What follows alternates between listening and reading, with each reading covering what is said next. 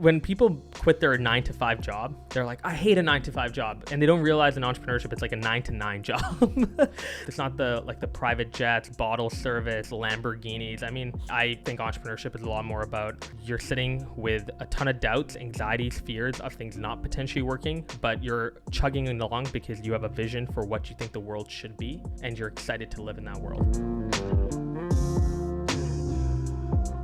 I think iteration is the most important form of innovation. If you're not iterating, you're not innovating. And if your best idea came at the very beginning of your company's life cycle, it's probably not a very good idea. On today's episode, Swish Goswami, author, speaker, angel investor, and CEO and co-founder of Surf, a tech company rewarding consumers for their data. Just a little bit of intro for the audience. Mm-hmm.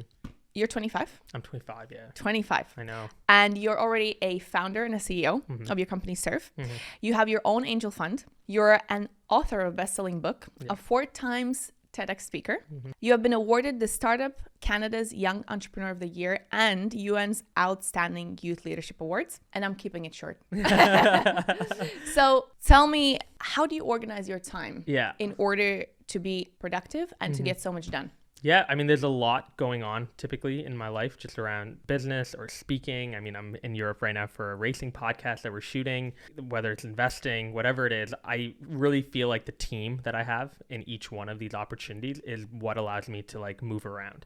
So with Surf now, we're a team of about 28 full-time people. I have a co-founder, I have an executive team. These are people who they're the best at what they do. And they allow me to do what I do best, which is fundraising, top line management, and probably a lot of hiring as well, like more culture fit interviews, like 2nd, 3rd round interviews, late stage, but I still like being a part of every hire that we make even now. And then on the speaking side, I have a bureau. On the writing side, there's a publishing company called Kogan Page in London. Like there's a team always behind everything, which means I can just focus on really doing what I do best, whether it's the writing or the speaking on stage, and everything else around booking, publishing, getting all like licensing deals figured out or whatever, they manage that. Obviously with my input because I'm passionate about it, but I don't have the time obviously to get on every call or book every flight and all of that. Yeah. So how do you delegate the important decisions? I typically do like to find people at each of these companies, like whether it's my speakers bureau or whether it's within my company Surf, I try to find like who is a domain expert within that particular field that could make the right decision. There are times where I pull the trigger as well. If I feel a certain way, I will just make a quick decision and move on.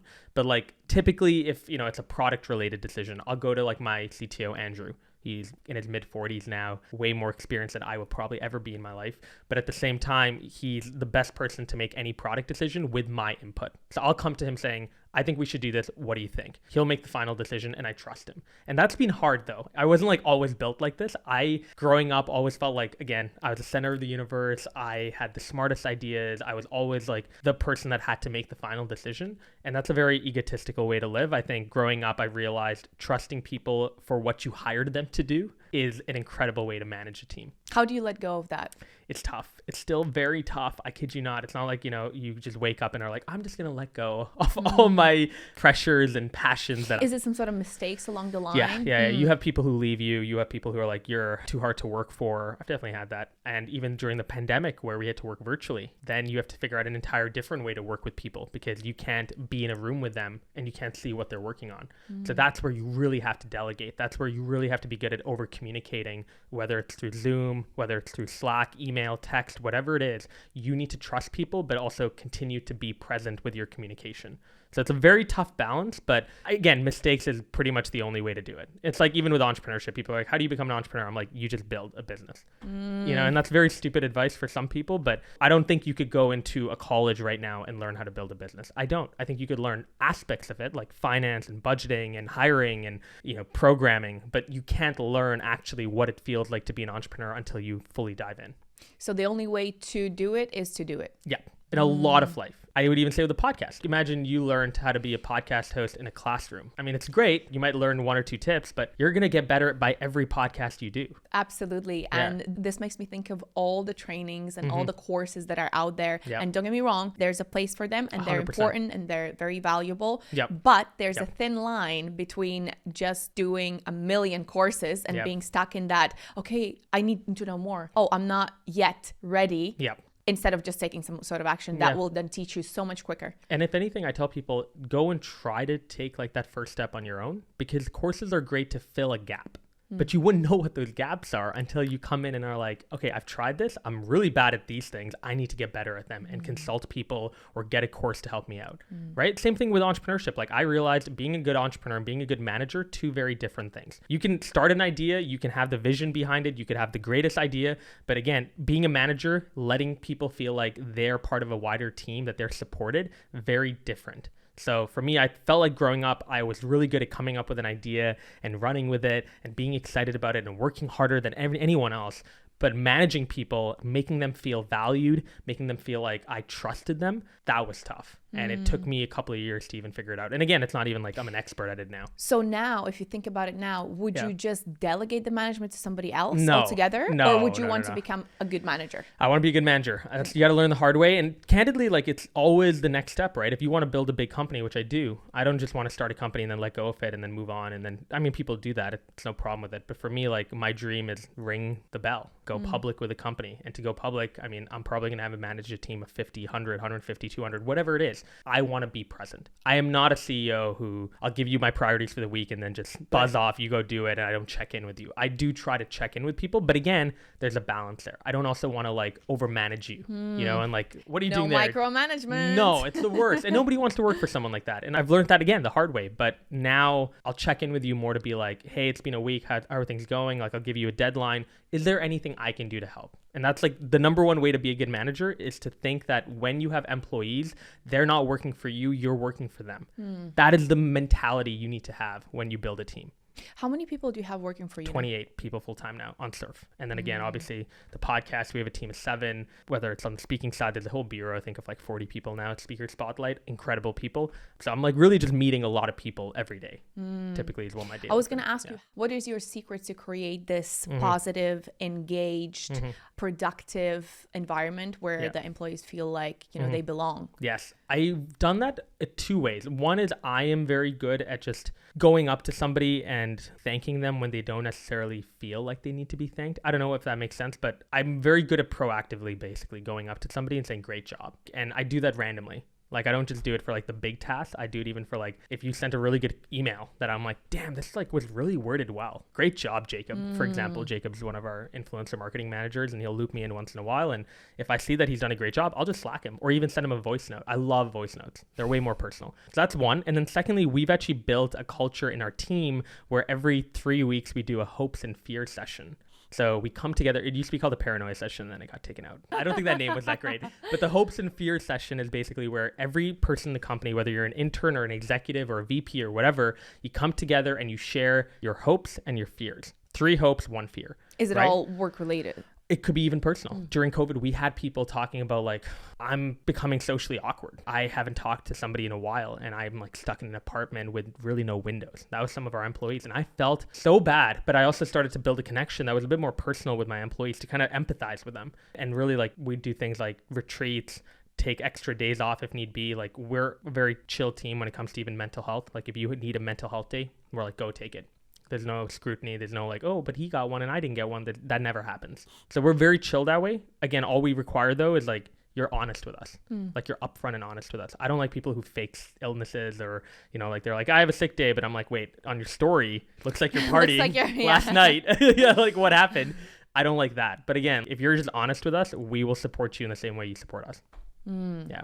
You touched upon entrepreneurship. Could you bust some myths for us that people have? So many. I mean, people think that when people quit their 9-to-5 job, they're like, I hate a 9-to-5 job. And they don't realize in entrepreneurship, it's like a 9-to-9 job. So it's like you're quitting a 9-to-5 job. Right. And so that's one thing is like, it's not glamorous. It's not the private jets, bottle service, Lamborghinis. I mean, so many people get sold into courses based on that. And it's just not true for the most part, at least not in my life. So I think entrepreneurship is a lot more about you're sitting with a ton of doubts, anxieties, fears of things not potentially working, but you're chugging along because you have a vision for what you think the world should be. And you're excited to live in that world. And it might take 5 years to get there. It might take 10 years to get there. It might come next month if you're lucky. But that's what pushes you and drives you during the really tough days. And most of the tough days, which I would say are like 28 out of 30 days, you're on your laptop. And a lot of times as an entrepreneur, if you're the one starting the company, a lot of those anxieties and doubts, you're dealing with them on your own, because there are other people who couldn't maybe understand your vantage point, or maybe you don't even want to share it with your employees because you don't want them to get paranoid and scared. So a lot of it is lonely because of the thoughts in your head that you really cannot articulate well to other people, even to your like parents that might not be entrepreneurs, your brother, your sister. If they don't live in that world, it's very tough for them to empathize with what you might be going through, because again, being an entrepreneur is a very different lifestyle. It's a 9-to-9 lifestyle. I've had a hard time even disconnecting in the past. I've gotten a lot better at it, but I'll kid you not, I mean, this week I think I felt anxious like twice coming to London, because I'm here, different time zone now than my entire team. I mean, I'm technically on vacation for 2 weeks, and I haven't taken a vacation in 2 years, and I felt really weird taking a vacation. This is something very worthwhile mentioning again about what people think entrepreneurship is like one big vacation. Doing the restaurants. No, 2 years you haven't gone anywhere. No, 2 years I haven't gone on vacation. I started the company 4.5 years ago with my co-founder. I've grown up with this company. Like, I was 20 years old when I started it, or I guess 20 and a half, but quick math. But I think with all of those challenges, there are also some incredible things that you can get. And yes, financial benefits are a thing, but again, most companies don't work out. I think there's a stat of like less than 1% of companies started every year fail after 3 years. So the odds are stacked against you. I love that you mentioned the vision. I have this saying that I absolutely love, which is pain pushes you until vision pulls you. Yes, I love that. Love that. Mantra. So true. We should put that in a cup. Let's put it somewhere. But definitely, if people get into this thing, into entrepreneurship with the wrong reasons in mind, that likelihood of being in the percentile where you fail is very, very high. And if you come in with the wrong reasons, you're going to hire the wrong people too, because you're going to be looking for that lifestyle, which is not true. And then you're going to be like leeching on to people who are selling you on that lifestyle as well and encouraging you into that lifestyle, and it just doesn't work out. Selling you what you want, basically. 100%. Like, you don't also want yes men, right? And like, if you have people who are hired because they're like, yeah, I think Doug is a great entrepreneur. You know, he's always like on a private jet. He loves getting bottles, and he told us that we could one day get there. So that's why we're working for this company. That's like the worst incentive to ever join a company, is like for the glamorous financial benefit. And you see those real examples. 100%. Wow. And they blow up in people's faces. And then they're like, what happened? And it's like, well, they just had the wrong cultural identity. Like, the people at Surf, I genuinely think we hire them because they actually believe in the world we want to leave behind. They believe that people should be compensated for their data. Though? How do you gauge that the person in an interview? It's very hard. I ask questions like, where do you see yourself in 3 to 5 years? Not because it's a trick question, but because I actually want to see if people even say Surf. Like, if people are, I want to write a book and I want to like start my own company, it's like, great, but you might not be a good fit for us. We're looking for people who are going to make Surf their life's work, right? And if they say that in an interview, great. They obviously have to back it up then. So like, the interview, you'll get a shot. And then if we're saying like, hey, you're actually like doing way too much outside and it's taking away from the work we've hired you for, then that's problematic. But if you're like dedicating yourself, if you're taking the initiative to come up with ideas and even go beyond your role, like a lot of people who've done well at our company have gone beyond their role. They've been in product, but they've been encouraging like the marketing team to do something, or they provided ideas in Slack on a call. I love that. That shows to me that you're actually dedicated to the overall vision. That your mind's in it. And your heart's in it as well. Yeah. I think you have this unwavering positivity and self-belief, which I think is a big key in you being able to achieve what you have so far. And I was going to ask you whether you have those days when you feel the imposter syndrome, when you feel that doubt in yourself and everything. And obviously we just discussed that earlier. So clearly you do. Oh yeah. How do you deal with that? Get over it, in the sense of, I think everybody should feel imposter syndrome at some point, because it means that you care. That's why being nervous before anything, it means that you actually care about what you're about to do. In imposter syndrome, though, I think the one thing people like need to realize about entrepreneurship is nobody is built for it. No one is built to be an entrepreneur. I don't believe people are born as entrepreneurs either.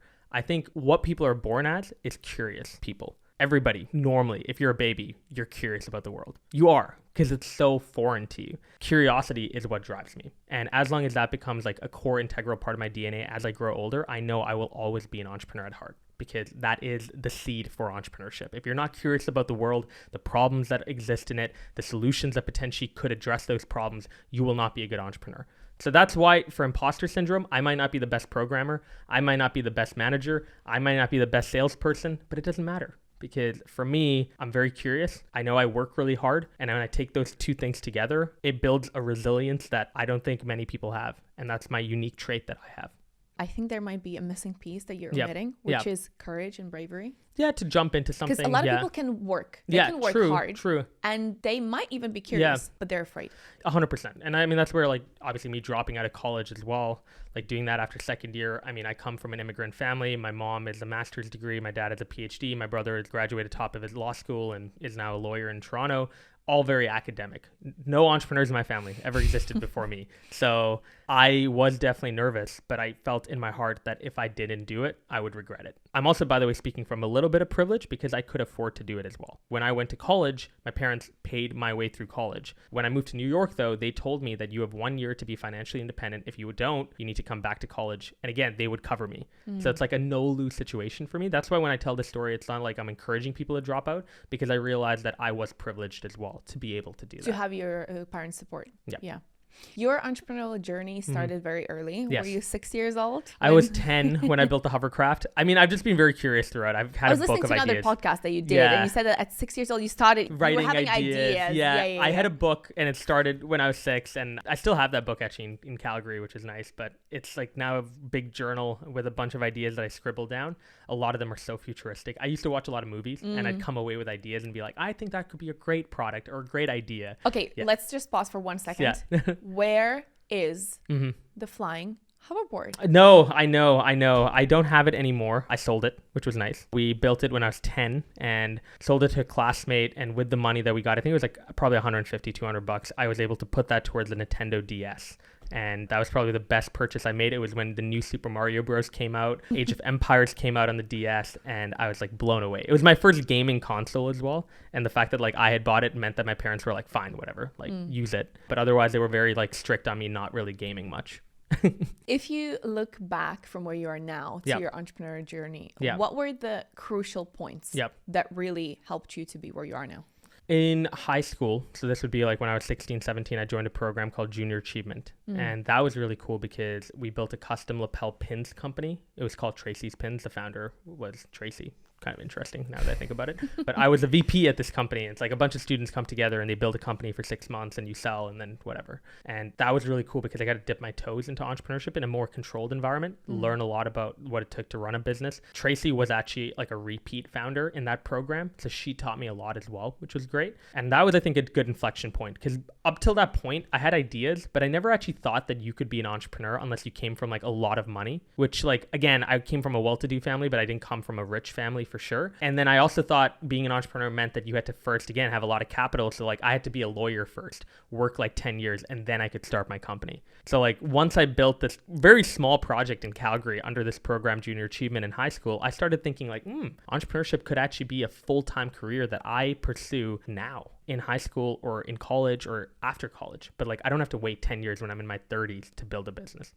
I think it's so important to have these sort of checkpoints in your life of environments that encourage you and show you that things can be done. Yeah. So I guess we don't have enough of those, to be fair. No, we don't. We need more of those. I mean, that's also where having idols helps, right? Like for me, a lot of my idols are people who they're not even in entrepreneurship. They just are in other fields, but they didn't come from that field in the sense of like they didn't have parents that were like musicians or they didn't really even play a piano growing up, but then they became a producer or a DJ. Like I love my friend Jonah just signed to Martin Garrix's label, Stamped. Wow. And Jonah does not come from a music background. He actually only started DJing during the pandemic at house parties, in the sense of like house parties in the pandemic. I feel like shouldn't be doing that, but like at the same time, I mean, it's like a COVID party, whatever, like 8 people. I don't want to expose them. Yeah, Jonah was DJing at these parties and people were like, damn, you're really good at this. And then he was like, hey, you know, I'm going to pick up a hobby. And he started producing music after, which people eventually get into when they DJ. And Martin really liked his music and he just signed to Stamped and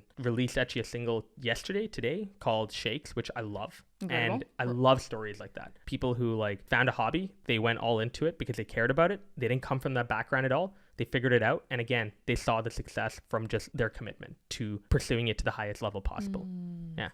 I think that level of obsessed pursuit and craftsmanship that you develop only can come from real passion and interest. It really can. You can't fake it. You can't fake it. I mean, you could fake it, but then you'll just, that's where the imposter syndrome will really take you down. You won't be able to get over it. No fulfillment in that. No fulfillment in it. You'll burn out. Because you're faking your life, essentially. Exactly. Like after 1 year, you'll question like, do I actually want to do this? And like, you will get other opportunities. Typically smart people just get other opportunities, right? So if you're smart enough to go and fake it, you might as well actually do it legit and pick a project that you actually are passionate about. Yeah. Definitely agree. Yeah.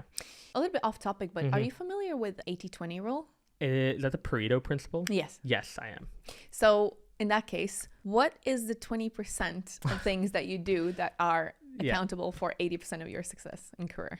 I think number one, probably how organized I am on my calendar, especially. Every day before going to bed, I look at the next day and I prepare it. And a lot of people don't do that. A lot of people they clock out and they go to dinner, they drink, whatever. And then they wake up the next day and they're not ready. Exactly. They wake up the next day, they're like, inbox is full. They're like, oh my God, A, I don't even know what to do. B, I have this inbox full. I mean, that just thinking about it gives me anxiety. But I need, before I go to bed, to look at my calendar and plan out a little bit of my day. Again, I don't have to plan out the entire thing. I don't want to be like an obsessive freak, but I need to know what is my priority for the next day. What do I really want to get done? And typically before, when I was 20, 21, I'd be like, I have to do 5 things. Now I'm like, let's just figure out the one big thing I need to accomplish tomorrow. And if I get that done, I will go to bed with a big smile on my face. Swish, you have literally touched upon my Achilles heel right now these days. Yeah. So I've been doing this since I've been really hard with myself to make sure that every morning and every evening I write a rundown of what's happened, what didn't happen, what could be better. And it helps. It's like building this chain every night that you actually do, won't say journaling, but you write this review or whatever the day happened. Exactly. It's like putting another link in that chain. And so basically you have a track record. And each morning you open your diary and you know exactly what you need to be doing. And that just gives you that sense of clarity. Clarity, and organization is also great because you come in more confident. I come into calls now being like, I feel confident, prepped, I walk in, and the energy that you give off when you're not scrambling to get things done at the start of a call or at the start of a meeting, it's very different. So I love that. And then I think the other thing too that I do is I typically try as much as possible to get at least one physical workout in a day. I don't lift crazy weights or anything. For me, running has always been my number one passion when it comes to working out. But whether it's going to the gym, playing tennis, playing basketball, whatever it is, get a sweat in, and it feels so good. You feel like you're treating your body the way it should be treated. You're letting kind of your energy replenish. I think that's great. So I never really, used to prioritize that growing up. I think it was more 2-3 years ago. I become very obsessed about one physical activity a day, 30 minutes at least. And it's paid off to do wonders for me. Big subscriber to that. Yeah. So. Couldn't agree more. Yeah. I want to ask you, what was the one moment in your life that really changed your life forever? Something so profound. I think in October of 2021, I went through my first kind of anxiety attack, but it wasn't maybe that extreme. It was pretty extreme, but I ended up in the emergency. Yeah, panic attack. I think that's, thank you. That was the word I was looking for. Yeah, panic attack. And I went to the emergency in Toronto. I had actually a trip booked to Costa Rica and Orlando after. So I did Costa Rica, which was really fun. And then Orlando, I had another panic attack on a flight. Which is the worst place to have a panic attack because I was on the runway looking around. Oh no, I'm going to be trapped in this moving thing in the air for 2 hours. And I didn't feel comfortable. I was ready to put my hand up and just tell the attendant I need to disembark. So that was really profound because it made me realize a lot of the way I was living my life around the expectations I had for myself, the stress and pressure I was adding to myself. It was stuff that I'm you need to get this done now at this age. 5 things a day to do instead of a 1. 5 things, not working out, not eating right, not sleeping well. These things were catching up to me. And that was when I think I just hit the hard reset button. Instead of doing it, which I'd done before when I burnt out, I actually took a month off.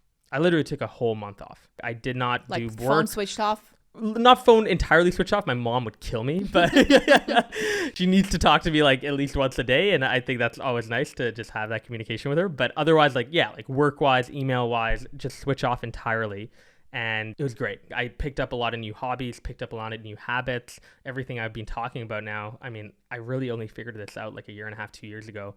And it was incredible. That changed my life entirely. And it's made me actually more creative, more curious even about the world, because like my mind is so free of, I don't know, this like perception that I had to have everything figured out by like 25 when I don't. I'm very happy with that. I'm very content even to say today, like if there was a button right here that would tell me like at 30, 35, 40, here's like everything you're going to be doing and accomplishing, I wouldn't click that button. Because like part of the beauty of life is the mystery behind it. The fact we don't know what next year could hold for us. This podcast that I'm doing in Europe, we only came up with it 6 months ago. I didn't come up with it 2 years ago. I love that. Spontaneity and being able to just take an opportunity, assess it, run with it. I love that. It makes life beautiful. So I'm very content now, just lying back and letting life flow through me, as opposed to having to like control every aspect of it.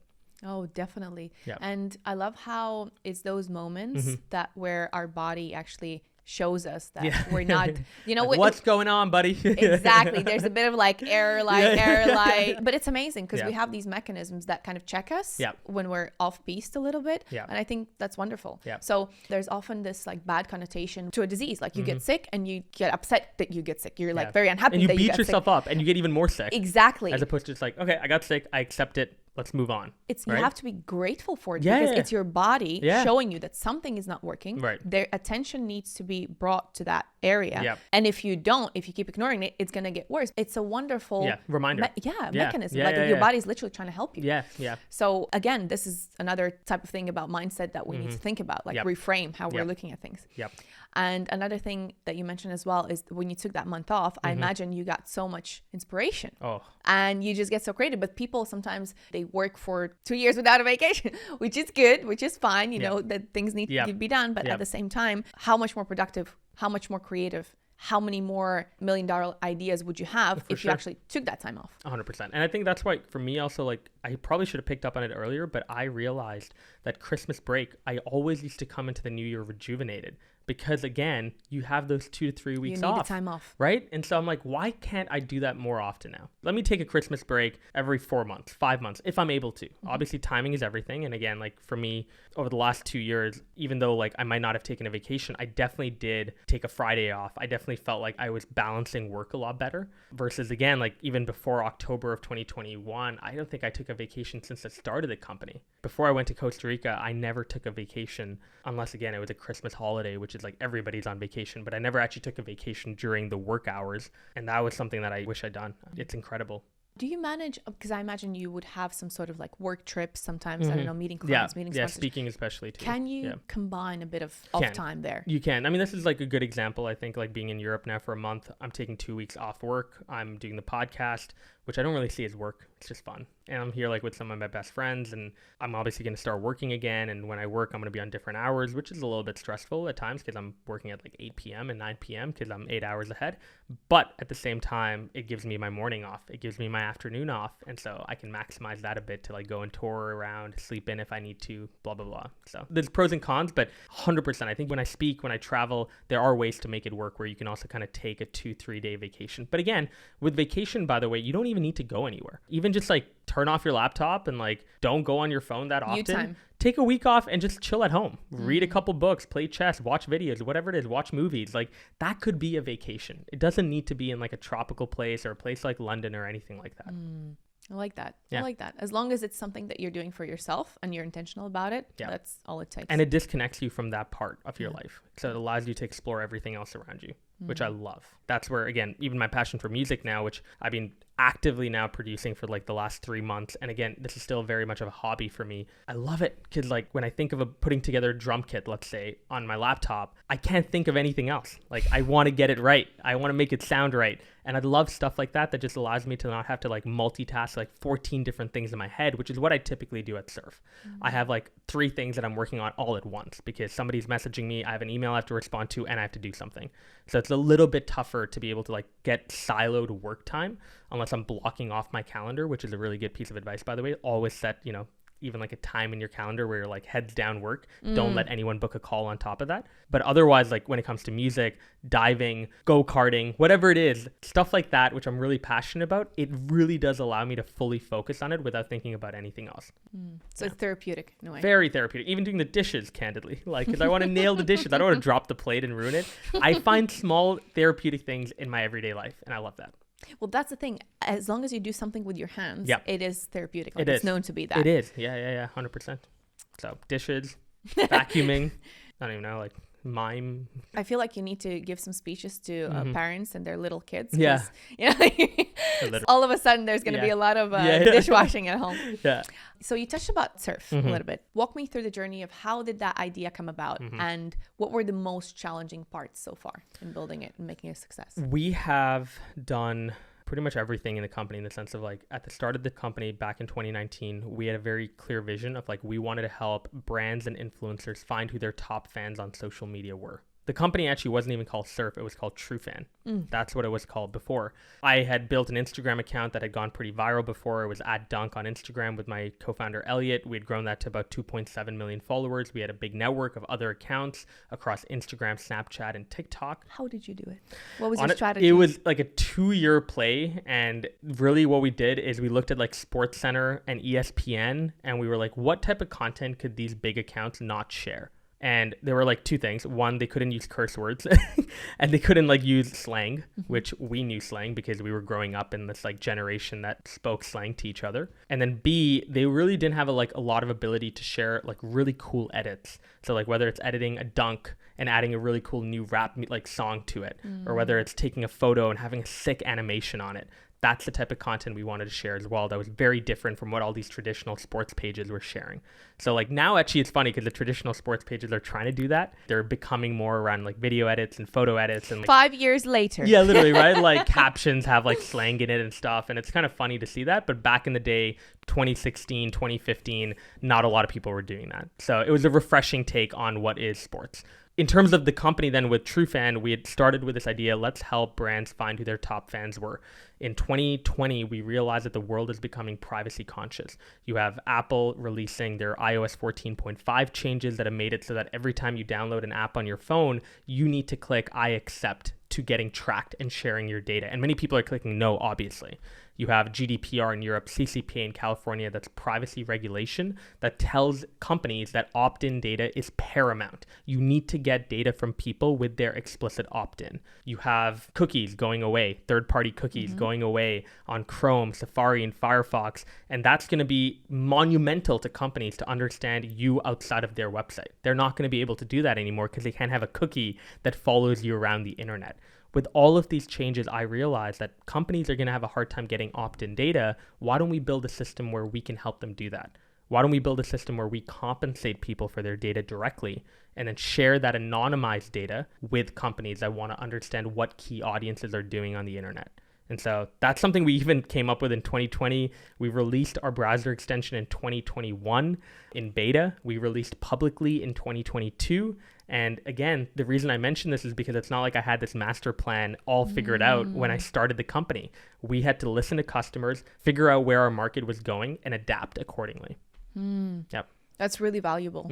Like the fact that you didn't just 5 years ago come up with an idea and you've been following it through. So that tells me that you have to be really, really flexible. Yeah, flexible. And as you mentioned, you have to speak to your clients. Yes, speak to your clients. Know the market. Get a pulse on your market. Talk to people within it. Know where it's going. I think iteration is the most important form of innovation. So I think if you're not iterating, you're not innovating. And if your best idea came at the very beginning of your company's life cycle, it's probably not a very good idea. Because again, you're not knowledgeable about your space until you actually get into it. Going back to what we said at the very beginning, if you don't do the work, you're not going to know what the work entails. You can only guess. Exactly. So when you start to actually get into it, when you have customers, when you talk to them, that's when your idea becomes refined and more valuable. So in everything you do, sensing a lot of mission, vision, purpose. Passion, but yeah. So what is your purpose, Swish? I don't know that yet. I think for me, I know I like making people happy. I like sharing things I know about. Like I'm very unfiltered in that way. Like I don't keep secrets to myself. I like wherever I can help people learn from things that I failed at or things that I learned. I like doing that. I feel very strongly about like leaving a mark on the world in some high level way, making sure that when I die, the legacy that I leave behind isn't even just my name. It's the contribution that I made to society, whether it's a product, whether it's an experience that I gave to people.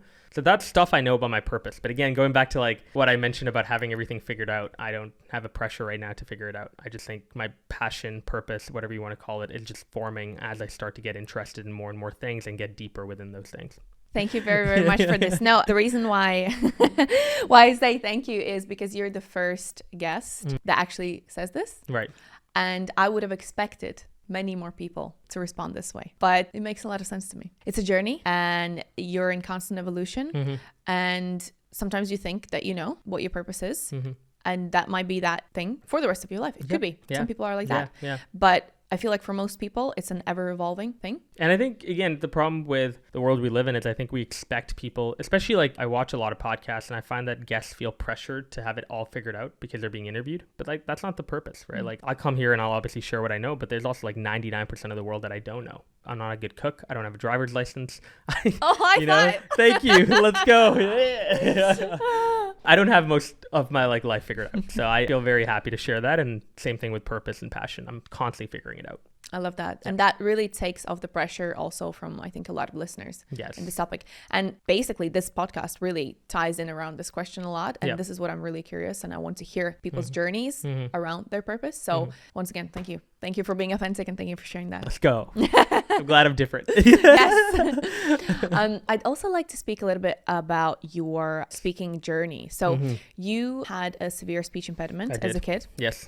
Yet you became a really, really good public speaker, really sought after public speaker. You've done 4 TEDx talks already. Walk me through that evolution. Yes. How did you do it? Yeah, always a confident kid. I definitely don't feel like growing up I was introverted. I think I'm actually becoming more introverted every year I grow up. That's the thing, by the way. It's good. I like it. And I always felt like every time I was growing up, I'd always need other people around me to be energetic and not bored. But now I feel like even if I was left on my own vices, I could figure out what to do with my day and feel very happy about it. But in terms of growing up, when I was in grade 7, I kind of realized like, okay, you know, I have a pretty bad speech impediment and I had a really hard time saying S's and R's. I still have a tough time. I still have a lisp, but like I felt like I couldn't even say my own name. And that was very embarrassing, and like, you have substitute teachers that would come into your school and they'd, go through the checklist and they wouldn't know your name and they'd ask you to pronounce it and I couldn't pronounce it and I'd look around and my friends would chuckle and they weren't being mean, but kids are kids, right? Like it's funny, it's different. And so my mom put me into therapy classes, like speech therapy classes. And I did like 3 weeks of them until I'm like, I can't do these. These are so annoying. A, they're like way too early in the morning, but B, I felt like the therapist was kind of making me feel like I had a problem. And I didn't feel like that. I had like always like really good ideas in my head. I feel like that was more important, like what I wanted to say, not how I said it. And so that was kind of the mantra that I built for myself. Is I'm going to just put myself in the most uncomfortable positions possible. I joined debate.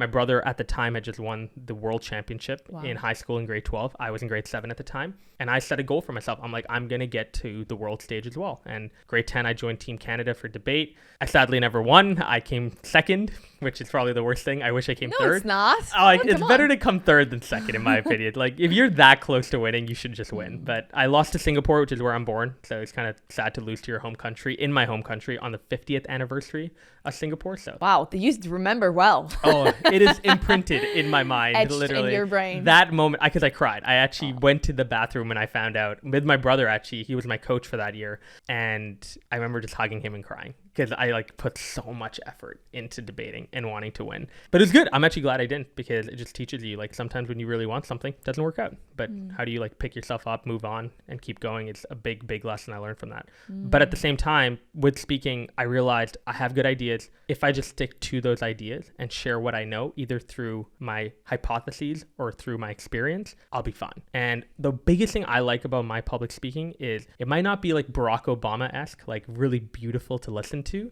but I am authentic because I don't shy away from being myself. So when it comes to like making jokes, I'm a little bit awkward sometimes. I laugh like a hyena, I've been told. I don't know. Like there's just stuff like that I just don't drift away from. And again, like I only talk about things I know about. If I don't know the answer to a question, I'll just tell you up front, like, I'm sorry, I don't know, but here's what I think, and I think that's refreshing for people to hear. Definitely. Yep. If you have that authenticity, that's almost a currency these days. Yeah, it's very attractive. That's the most important thing that I pride myself with when it comes to public speaking. Yeah. I think that's the reason why it's so attractive, is because it gives the keys to freedom for the people. So you kind of show them that it is okay to be you, and that's very liberating. 100%. When I'm speaking at an event and people come up to me after to like ask me a question or whatever, I interact with them so much better. It's almost like I'm a friend, as opposed to just being like I've been at events where I've seen speakers and they have like a godlike figure, you know, because they're like elevated stage, they're coming out to do like a book signing or to talk to people, and it kind of feels like you're talking down to them because you're giving advice to them and like as if you're better than them. And again, this is not criticizing other speakers. Everyone can do what they want. Hi there. I hope you're enjoying this episode. You can listen to the full audio version for free on your favorite podcast app. And if you are enjoying this video version, I invite you to join my exclusive Patreon community to support the making of the show and to unlock a ton of exclusive content, such as the full video episodes, bloopers, some controversial topics, and more personal questions from the guests, and much more. Link is in the description below.